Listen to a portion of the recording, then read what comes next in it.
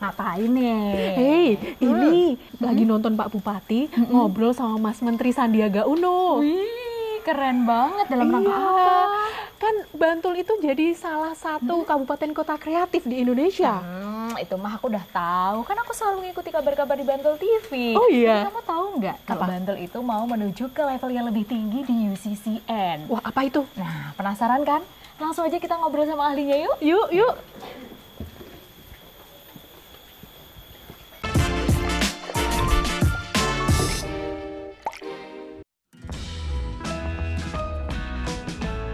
Perjalanan panjang Kabupaten Bantul menjadi kabupaten kreatif belum berakhir.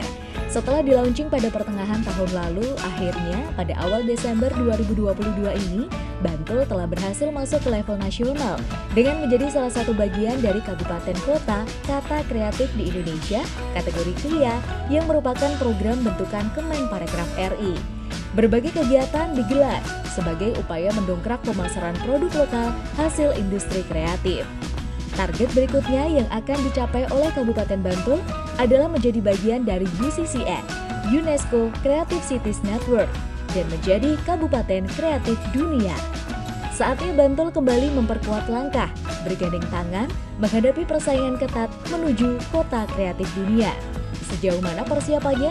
Berikut kami sajikan perbincangan menarik dalam Ngopi Pagi, Ngobrol Happy berbagi informasi, Bantul menuju kota kreatif dunia.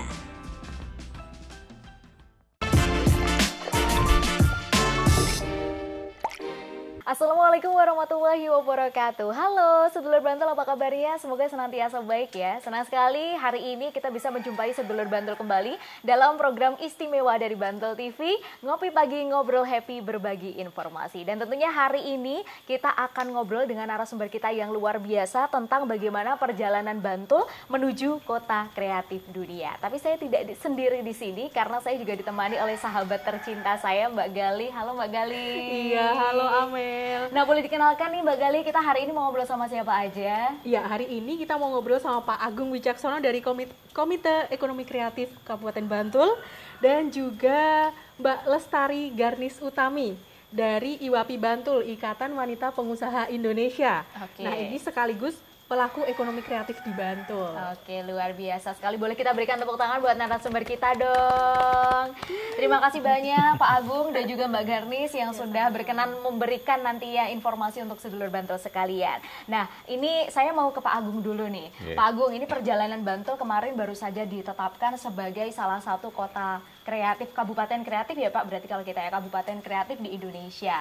Nah, ini konon katanya mau melaju ke tingkat yang lebih tinggi Pak, menjadi bagian dari UCCN. Nah, mungkin sedulur Bantul di sini juga penasaran, kenapa sih kemudian kita sebegitu berusahanya harus bisa bergabung ke UCCN dan apa benefit yang bisa kita dapat Pak?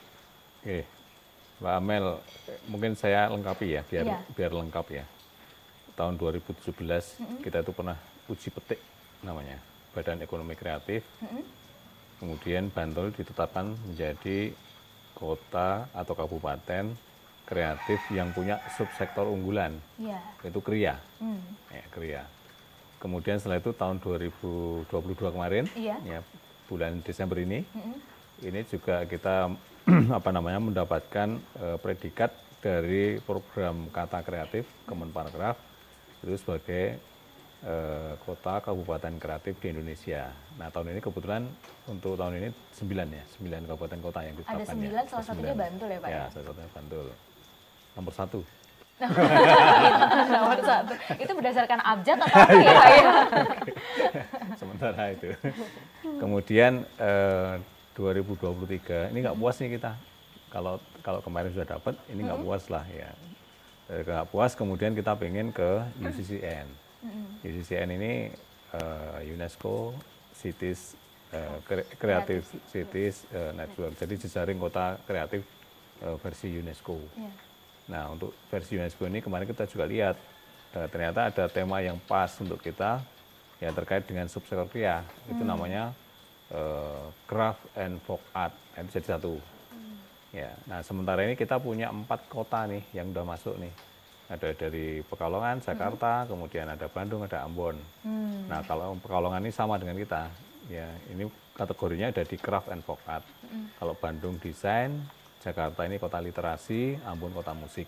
Nah, tentunya jadi pertanyaan besar nih, kenapa sih harus ngoyo-ngoyo bahasa Bantulnya ya, ngoyo-ngoyo kita meraih ke UCCN ya. Nah, memang selama ini Bantul ini sudah mempunyai satu ekosistem ekonomi kreatif subsektor kriya ya, karena kita punya sejarah yang panjang lah untuk itu. Nah, kemudian teman-teman ini bergerak sampai sekarang dan produk kita itu sudah mendunia. Jadi setiap ada pameran di internasional, ya kan ada circle-nya itu, ada putarannya itu bahwa produk-produk Bantul selalu mengisi di sana. Kemudian pameran internasional yang ada di sini juga sama, produk Bantul juga mendominasi di situ. Nah, karena kita sudah mendunia ini, tapi ini autopilot nih. Autopilot itu artinya bergerak dengan sendirinya, tanpa ada arahan, tanpa ada guiding yang jelas, step-stepnya jelas itu belum.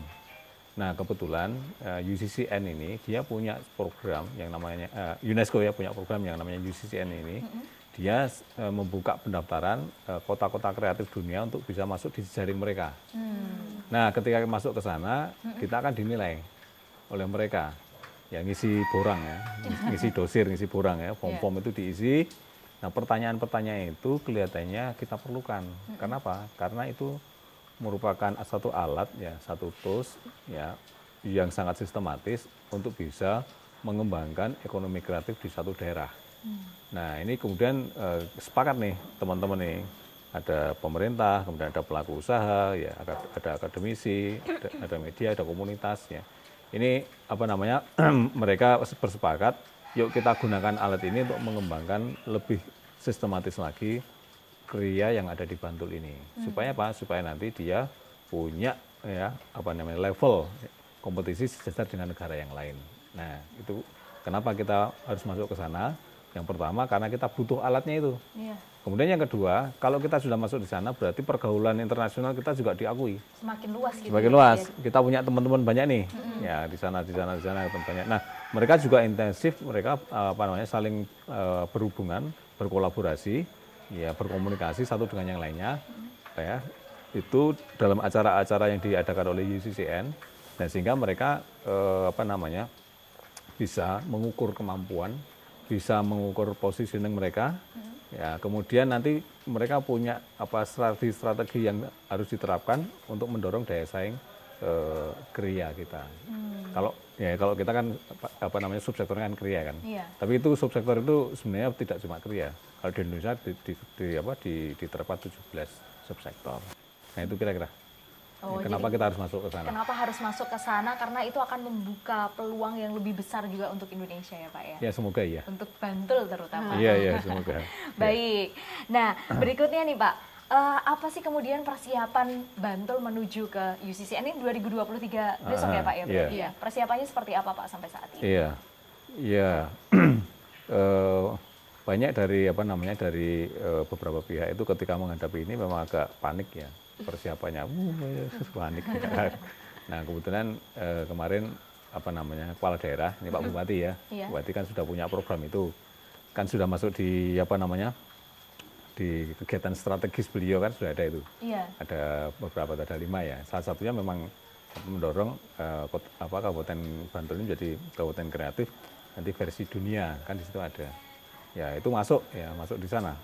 Nah kemudian dari strategi yang sudah ditetapkan tadi, kemudian kita mencoba untuk mempersiapkannya. Ya, persiapan yang pertama ini adalah persiapan kelembagaan. Jadi kelembagaan, siapa sih yang mau mengawal ini semua? Kalau nggak dikawal ya nanti larinya kemana-mana, ya kan? Kalau OPD cukup nggak cukup ternyata. Memang harus ada institusi independen yang dia mengawal itu. Nah institusi independen itu disebutnya adalah Komite Ekonomi Kreatif yang berisi dari OPD, kemudian ada 7, ada akademisi, ada media, ada lembaga keuangan, ada komunitas, ada pelaku usahanya. Itu yang pertama. Kemudian setelah itu, nah kalau sudah punya kendaraan ya untuk mendorong ini ke sana, kita juga perlu perlu ada rutenya mau kemana nih? Ada roadmap-nya. Iya, nah makanya kita bikin roadmap. Roadmap kita bikin. Kemudian setelah roadmap kita bikin, kemudian ini teruskan dengan blueprintnya untuk detailnya. Nah ini sudah, kemudian yang kedua adalah tahap yang kedua adalah kita mencoba untuk merangkai ekosistem yang sudah ada berjalan ini untuk kita kumpul bareng, kemudian kita saling bersinergi dan berkolaborasi. Nah ini yang mungkin perlu energi agak besar ya, kata-kata kolaborasi itu enak diucapkan tapi ya lumayan kalau diterapkan. Karena melibatkan banyak kepala, banyak ini ya Pak ya, banyak orang. Nah kemudian yang satu lagi, tahap yang ketiga itu adalah tahap city branding. Kita mencoba untuk dorong Bantul ini kota kreatif, Bantul kota kreatif apapun caranya, dengan media apapun, dimanapun, kemudian kita bicarakan tiap hari kan di sosial media, kemudian di perbincangan mana, kemudian kita pertemuan digulirkan terus, ada sosialisasi. OPD Bandung luar biasa ini dalam mendorong city branding di Bantul ini ya. Nah 3 tahap tadi ya, 1 ini pembentukan kelembagaan, kemudian yang kedua ini aktivasi dari ekosistemnya, kemudian yang ketiga ini mendorong city branding tadi. Itu kami sebut dengan satu konsep yang namanya kegiatan super prioritas. Ya, tahapan super prioritas untuk sampai tahun 2023. Setelah itu kami juga punya nanti ada roadmap jangka panjang, jangka pendek dan jangka menengahnya. Tapi khusus untuk yang UCCN ini, super prioritas ini itu yang kita kejar terus. Makanya kemarin kan banyak kegiatan kita. Iya. Ada pameran, ada festival, ada seminar, kemudian kita launching di Jakarta, di Kemenparekraf, kemudian ada pertemuan-pertemuan rutin, kemudian kita mencoba untuk merangkai satu jejaring di internal Bantul sendiri. Ya ini pekerjaan-pekerjaan yang saya pikir ini cukup membuat kita harus konsentrasi tinggi, fokus, dan energi kita juga di situ juga lumayan agak sedikit terkuras.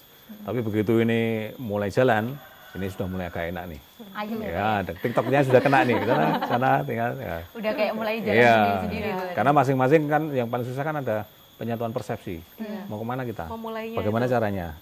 Targetnya apa? Itu kan yang susah. Nah sekarang sudah mulai, meskipun ini belum semua, tapi ini coba kita gerakkan terus supaya nanti teman-teman di Kabupaten Bantul ini siap menerima ujian batu ujian untuk masuk di UCCN. Dan ternyata ketika kita masuk sana itu ada semacam kata kunci yang kita masuk ke sana. Tidak sekedar Bantul ini kota kreatif, tidak. Tetapi kata kunci yang kita berikan adalah bahwa Bantul ini kabupaten kreatif, iya. Tapi sebenarnya Bantul ini adalah semacam kreatif hub, ya. Jadi titik simpul kreatif dari kota-kota kreatif yang ada di Indonesia. Karena pada dasarnya kita sudah punya rantai pasok, ya, yang itu kalau kita telusur bahwa kriya yang ada di Bantul ini sumber dayanya banyak dari luar Bantul, ya kan? Coba logam saja Mbak ya. Yeah. Logam kan kita nggak punya tambang logam di sini, harus datang dari luar, ya kan. Sampai tenaga kerja juga kadang-kadang kita juga harus melibatkan orang dari luar, itu. Nah itulah kondisi yang saat ini sedang kita hadapi, dan ini kita minta kepada seluruh masyarakat Bantul, ya, ini doa restu dan dukungannya, kayak kampanye ya. Supaya nanti kita bisa masuk ke kota ke UCCN. Kota kreatif dunia, baik. Iya. Nah, hari ini kita juga hadir ya Mbak Galia bersama dengan salah satu pelaku ekonomi kreatif di Kabupaten Bantul. Ada Mbak Garnis di sini. Nah, ini pengen nih sebagai salah satu pelaku ekonomi kreatif di Bantul ya. Apa sih Mbak tantangan para pelaku ekonomi kreatif di Bantul khususnya di sektor kriya? Ya. Untuk tantangan itu sendiri sebenarnya sama ya dari tahun sebelum-sebelumnya. Jadi dari segi produk itu kita harus tetap bisa up to date. Jadi sebagai pelaku usaha kita harus bisa selalu berkreasi dan berinovasi mengenai produk yang kita buat sehingga produknya itu nggak stuck itu terus. Jadi bisa mengikuti tren yang ada pada saat itu. Terus yang kedua dari segi pemasaran ya, mungkin dari segi pemasaran zaman sekarang kan udah modern nih, beda dari zaman dulu yang mungkin pemasarannya itu hanya di TV, radio, dan media cetak. Nah kalau sekarang kan pemasaran itu bisa dilakukan secara online dan mandiri. Nah setahu saya pelaku usaha di sekitar saya itu kebanyakan ibu-ibu dan bapak-bapak yang beda generasi. Jadi ya ada gapnya ya. Iya. Jadi maksudnya kita tuh harus belajar mengenai teknologi yang ada sekarang. Jadi bisa memanfaatkan sosial media yang ada sekarang untuk bisa tetap menggunakan promosi itu. Jadi walaupun udah ibu-ibu bapak-bapak, tapi kita juga harus tetap bisa berusaha mengoptimalisasi penggunaan sosial media. Seperti sekarang itu ada Instagram, TikTok, YouTube, itu juga bisa dioptimalisasikan. Mungkin selain itu juga ada haki ya, hak kekayaan intelektual. Jadi maksudnya dari haki dari produk yang kita buat nih udah bagus, udah diterima oleh masyarakat, pemanfaatannya juga bagus. Nah tapi muncullah produk yang serupa. Jadi produksi yang serupa itu bisa dijual dengan harga yang lebih murah, mungkin kualitasnya juga lebih kualitasnya juga lebih rendah. Nah itu kan jadi masalah lagi nih, maksudnya jadi pesaing usaha yang nggak sehat ya. Nah jadi pelaku usaha itu sekarang tuh harusnya lebih sadar, apalagi dengan pelaku usaha yang desain desain kreatif kayak gitu, misalnya bisa menghasilkan produk yang mempunyai nilai ekonomi lebih tinggi, mungkin ada unsur seni dan budayanya, itu mungkin bisa didaftarkan di HAKI juga. Jadi sebagai pelindung untuk produknya agar tidak diplagiat oleh orang-orang yang tidak bertanggung jawab. Itu sih tantangannya. Oke, kalau dari segi material sendiri Mbak, tadi kan sempat disebutkan juga bahwa kita tuh sebenarnya di sini banyak mendatangkan sumber daya dari luar. Nah kalau di sektor kriya yang Mbak Garnis tekuni nih ada masalah nggak nih? Ada tantangan nggak? Untuk mendapatkan bahan bakunya sih memang harus di luar kota ini ya. Cuma untuk tantangan sendiri itu mungkin dari harganya yang tiba-tiba naik kayak gitu, kadang-kadang nggak stabil. Itu untuk produksi kami juga jadi menghitung kan untuk harga jualnya, untuk menghitung HPP-nya juga berubah-ubah, jadi bingung juga, tantangannya kayak gitu. Mungkin dari harga pokoknya. Oke, baik, itu nanti juga mempengaruhi hasilnya juga ya Mbak ya, harganya dari kita jualnya juga ya. Oke, baik. Nanti kita akan lanjutkan lagi ngobrolnya bersama dengan dua narasumber kita. Pemirsa, tetap setia bersama kami di Ngopi Pagi, Ngobrol Happy, berbagi informasi.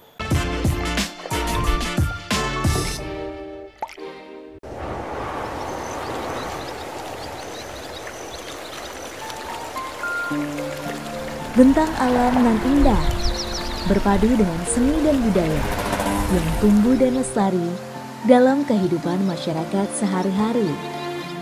Itulah Bantul, Bumi Projo Taman Sari.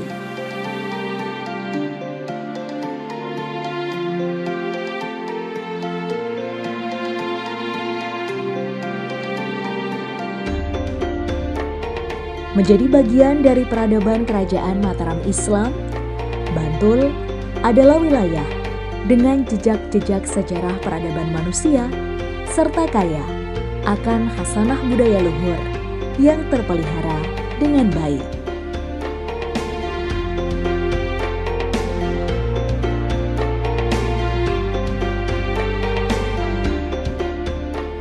Ragam craft and folk art hidup di tengah masyarakatnya dalam wujud aktivitas dan artefak, baik dalam keseharian maupun upacara adat dan tradisi. Geliat sektor kriya berbasis tradisi adalah dasar kekuatan kami. Dimensinya terus tumbuh, melahirkan karya kriya kontemporer yang masyhur di pasar dunia.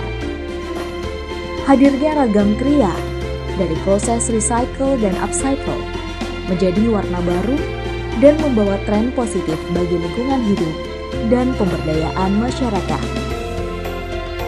14,45% dari PDRB ditopang dari industri pengolahan yang sebagian besar adalah kerajinan. Lebih dari 3.000 UKM kami bergerak pada industri kria. Hidupnya industri kria membawa penghidupan bagi banyak tenaga kerja. Semuanya adalah warisan nenek moyang dengan nilai-nilai luhur yang terkandung di dalamnya.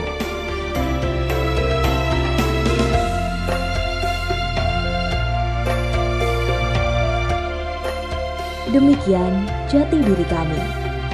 Kami yakin ekosistem ini akan hidup dan terus tumbuh dengan lahirnya insan-insan kreatif baru. Mari kita berkarya menuju Bantul Creative City.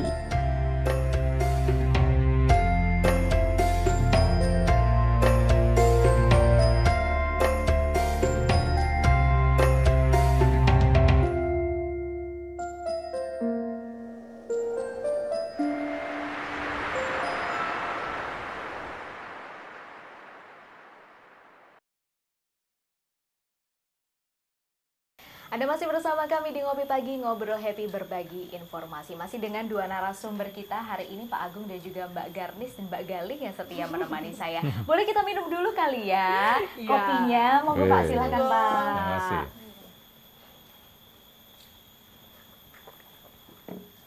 Oke, baik. Lanjut, kita lanjutin ngobrolnya lagi. Kita ulik lagi seperti apa perjalanan Bantul menuju ke UCCN. Iya. Nah, ini apa sih tantangannya yang dihadapi Bantul untuk menuju ke UCCN ini, Pak Agung? Oh, iya, tantangannya banyak. Banyak. Jadi gini ya, ekonomi kreatif itu sering kita agak bingung. Agak bingungnya gini, yang dijual di ekonomi kreatif itu sebenarnya apa sih? Ya. Nah, ini perbedaan antara ekonomi kreatif dan ekonomi non kreatif. Kalau kita punya produk meja, atau mungkin cangkir atau apa, Cangkir Pak. ya cangkir atau apa, di ekonomi kreatif itu sebenarnya yang dijual adalah idenya, Oh. bukan produknya. Nah, kalau kita jualan ide berarti apa? Berarti nilai tambah yang paling besar itu ada di ide tadi. Media boleh dari macam-macam, boleh lah. Kita mau bikin lukisan dari sampah itu kan mungkin yang tidak ada harganya, gitu kan. Nah, kalau di dalam ekonomi yang non kreatif tadi kan hitung-hitungannya kan untuk HPP ya, harga pokok produksi ya. Ini materialnya berapa, kemudian ini tenaga kerjanya berapa, ditambah dengan overheadnya berapa, plus marginnya berapa, nanti ketemu harga jual. Nah, itu kan. Nah, kalau yang di ekonomi kreatif agak susah. Kenapa? Karena kita memasukkan komponen ide. Desain produk. Ya, dan produk atau mungkin karya atau fashion dan lain sebagainya. Nah, ide inilah yang orang bilang ini sebenarnya tidak terbatas. Nggak ada headnya ya Pak ya? Nggak ada. Nggak kayak minyak goreng kalau Nggak minyak ada. goreng. Ide saya nanti yang tertinggi dijualnya sekian, nggak ada. Bebas, ya kan, seperti itu. Itu yang pertama, itu karakter dasarnya seperti itu. Kemudian karakter dasar yang kedua itu adalah kita mengangkat potensi budaya lokal, ya potensi budaya lokal, ya ini masuk nempel di dalam produknya ini, ya. Kemudian yang ketiga kita dorong ya digital, ya ataupun teknologi informasi, ya atau kemajuan teknologi yang lainnya, ini juga bersama-sama. Jadi antara kreativitas, kemudian seni budaya, kemudian teknologi, ini akan menjadi blend satu, ya satu kemudian menjadi terekspresikan di dalam produk. Ya. Nah, produk itu yang kita jual. Nah, ini kadang-kadang teman-teman mungkin belum memahami ya. Misalnya gini, ada orang yang bikin batik, ya kan? Ini batik kan, batik. Ada orang misalnya ini ekonomi kreatif nih. Nah, dari sudut pandang mana dulu? Nah, gitu kan? Dari sudut pandang mana dulu? Ini ekonomi kreatif atau tidak? Sepanjang itu menyertakan ide, kemudian ada basis seni dan budaya, itu bisa masuk ke sana. Gitu. Nah, itu pertama. Jadi tantangan itu adalah pertama adalah pemahaman. pemahaman dari dari masyarakat terhadap ekonomi kreatif itu sendiri. Ya, yang pertama. Kemudian yang kedua, tantangan yang cukup besar adalah kadang kita tidak bisa mengukur potensi kita. Potensi kita nggak terukur. Gimana sih mengukur potensinya? Agak susah, ya kan? Kenapa? Karena memang kita agak menggeser sedikit nih. Ya. Daya saing yang kita dorong, yang tadinya itu daya saing komparatif, ya kan? Ini kita dorong ke daya saing kompetitif, ya enggak? Nah, komparatif dan kompetitif. Tadinya pertanian sekedar pertanian aja, tapi sekarang diberi nilai tambah. Di situ ada nilai kompetitifnya, ya seperti itu. Nah, ini yang juga menjadi ada gap ya, ada gap dari pelaku usaha seperti itu. Kemudian tantangan yang ketiga, ya tantangan ketiga adalah kalau kita gotong royong, ya bangun jalan, bangun jembatan, bangun masjid itu selesai. Ya. Tapi ketika kita ajak gotong royong untuk bangun ekonomi, itu kadang-kadang agak susah. Jadi kolaborasi itu kata-kata yang sangat lazim dan mudah diucapkan, tetapi dalam pelaksanaannya tidak sulit. Ya. Belum terbiasa. Belum terbiasa. Kenapa? Karena yang pertama adalah ego dari masing-masing masih ada. Kemudian yang kedua itu kadang-kadang tujuan kita tuh nggak jelas, nggak bareng-bareng.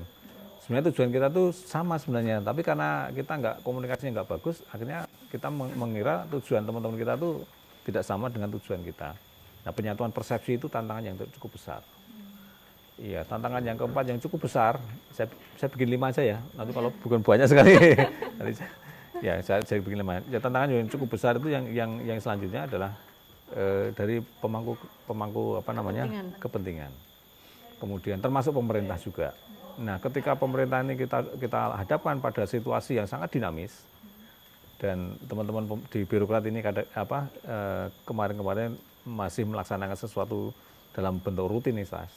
Ini agak susah juga. Nah, ini perlu perlu ada komunikasi yang intens. Ya kadang-kadang ada gesekan-gesekan dikit lah, gitu kan, seperti itu. Tetapi alhamdulillah Bantul ini bisa melampaui itu. Sekarang sudah mulai bagus nih. Jadi gerakannya lumayan ya Pak? Lumayan. Ini sangat bagus. Saya lihat positif sekali di Bantul ini.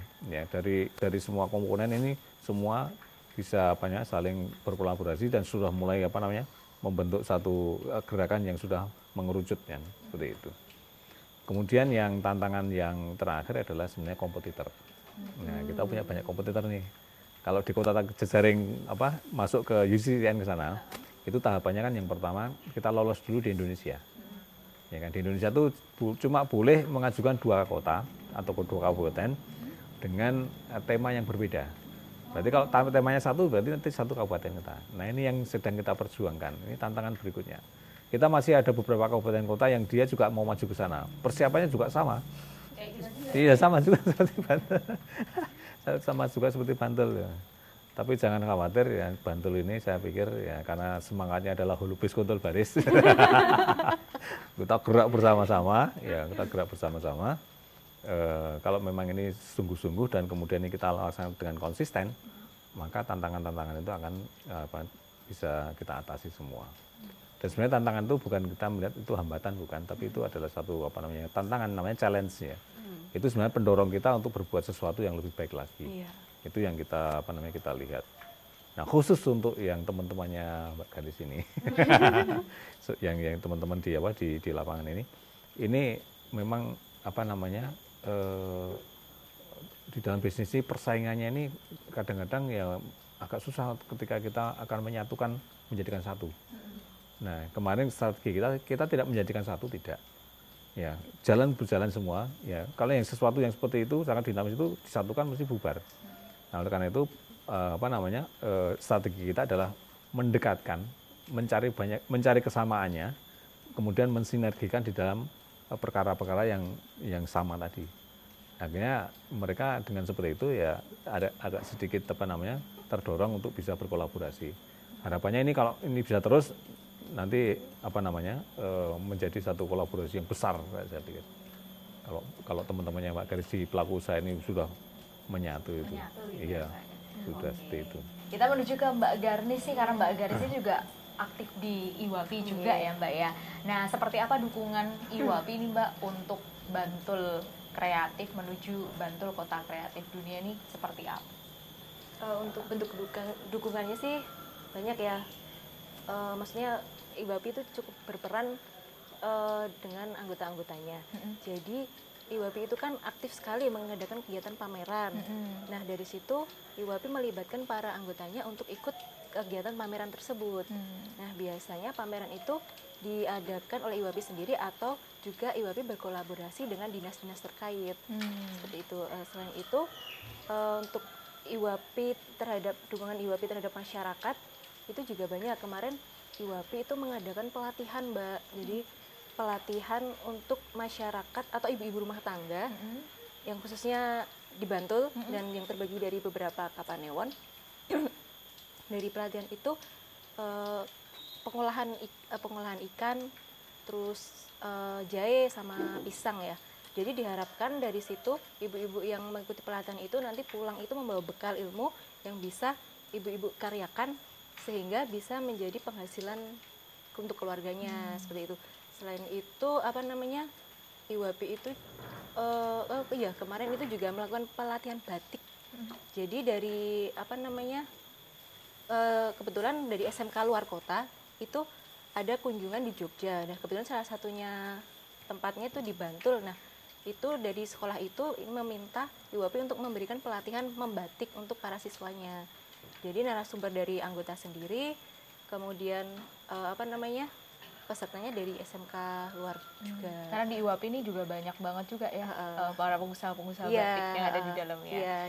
Oke, baik. Nah, kalau besok nih Mbak sebagai salah satu pelaku industri kreatif juga di Bantul begitu ya, harapannya kalau besok Bantul berhasil menembus ke UCCN, harapannya seperti apa untuk Bantul? Ya, harapan secara umum sih untuk masyarakat Bantul sendiri agar masyarakat itu bisa, karena kan apabila produk kita atau ide-ide kreatif kita diterima di dunia ya, otomatis kita sebagai masyarakat Bantul itu juga lebih mencintai produk-produk kita. Terus kemudian untuk kedepannya pelaku usaha itu untuk selalu bisa berkreasi dan berinovasi terhadap produk tersebut agar tetap produk itu memiliki kualitas yang bagus dan bisa dipasarkan secara online, bisa terjaring ke seluruh dunia juga. Oke, baik ya. Dari Pak Agung, silakan Mbak Gali. Kontribusi seperti apa nih yang bisa dilakukan dari masyarakat umum untuk mendukung Bantul menjadi kota kreatif? Ya, dukungan masyarakat umum, Iya. semua, seluruh Semuanya Bantul. yang biasa-biasa aja kayak kita ini Mbak. Yang pertama, gunakan produk Bantul. Belanjalah yang lebih banyak. Di Bantul ya Pak belanjanya. Di Bantul. Di Bantul. Ya itu yang pertama, itu kita memang harus mengkonsumsi barang-barang kita sendiri. Ya, selama ini kan kita kan banyak juga yang karena pertimbangan harga, kemudian kita mencari barang-barang yang sedikit agak murah, dan itu impor banyak sekali membanjiri. Iya kan, seperti itu. Mbak Gali banget itu. Karena gini, yang namanya produk impor itu sebenarnya kan produk manufaktur, ya kan. Sementara yang kita itu produk ria, ya. Nah ini dibanding-bandingkan ya, disaing-saingkan, ya sebenarnya tidak level. Tapi sekarang sudah mulai ada kesadaran gini, orang sekarang sudah agak malu pakai printing, ya kan? Padahal mau apa? Printing, wah istilah aku. Nah ini edukasi ini yang yang terus-menerus kita inginkan. Ya, kemudian kontribusi yang lainnya adalah masyarakat itu sebenarnya mari kita menjaga kekayaan budaya kita. Ini kan sebenarnya kan kriya kita itu kan adalah produk budaya. Ya, kita punya modal budaya yang kemudian kita geser, kita konversi menjadi modal ekonomi, ya kan? Nah, sebenarnya kalau seandainya kita pengen menggerakkan ini secara berkelanjutan, ya mari ini kita jaga. Artinya kita jaga itu jangan sampai nanti ada satu sentra, kemudian ada satu usaha yang sudah dirintis orang tua, anaknya nggak mau, gara-gara itu kurang bergengsi, ya kan? Lebih baik aku kerja di pabrik, lebih baik aku kerja di kota. Padahal yang namanya kerajinan ya sekarang ini sudah semakin keren, ya semakin keren sekarang. Nah itu bisa diarahkan ke sana. Nah, kemudian yang selanjutnya, ya mari masyarakat gegap gempita untuk menyambut ini, ya kan, kemudian menggaungkan dengan apa yang kita punya komunitas, kita punya relasi, kita punya apapun itu, kemudian kita berikan kontribusi kepada upaya Bantul untuk menuju ke UCCN. Boleh. Nanti kalau kurang jelas nanti bolehlah datang ke KIK. Di mana tuh Pak? Di mana tuh Pak? Sementara ini baru dipersiapkan kantornya di perempatan Buse ke barat sedikit. Di sana ada kantor Dekranasda, ya. Ini baru dipersiapkan yang ke sana. Ya nanti kita mencoba untuk berkantor di sana. Tapi sementara ini kantor kita ada di mana-mana. Ada di, boleh sebut tempat ya? Boleh. Di sini, Lemburan, di Deratan, kemudian ada tempat-tempat inilah, tempat-tempat anak-anak kreatif mengumpul. Iya, di kampus juga mungkin, Di kampus juga. Ya gitu, kira-kira kontribusi yang diharapkan dari teman-teman di ekonomi kreatif seperti itu. Ya, itu untuk tadi masyarakat sangat penting umumnya. ya. Yes. Gunakan produk Bantul. Nah, kita dukung Bantul sebagai kota kreatif dunia. Baik, terima kasih banyak Pak Agung. Terima kasih juga Mbak Garni sudah menemani kita dan berbagi informasi untuk sedulur Bantul semuanya. Dan demikian tadi sedulur Bantul Ngopi Pagi untuk edisi kali ini. Namun tentunya untuk mendapatkan berbagai macam informasi terupdate untuk Bantul, jangan lupa untuk follow semua sosial media dari pemerintah Kabupaten Bantul di TikTok, Twitter, Instagram, Facebook, dan lain sebagainya di @pemkapbantul. Jangan lupa ya, harus di-follow. Kalau begitu, saatnya kami mohon pamit undur diri. Saya Malia Miftah. Dan saya Gali Amindia. Sampai jumpa di lain kesempatan. Wassalamualaikum warahmatullahi wabarakatuh.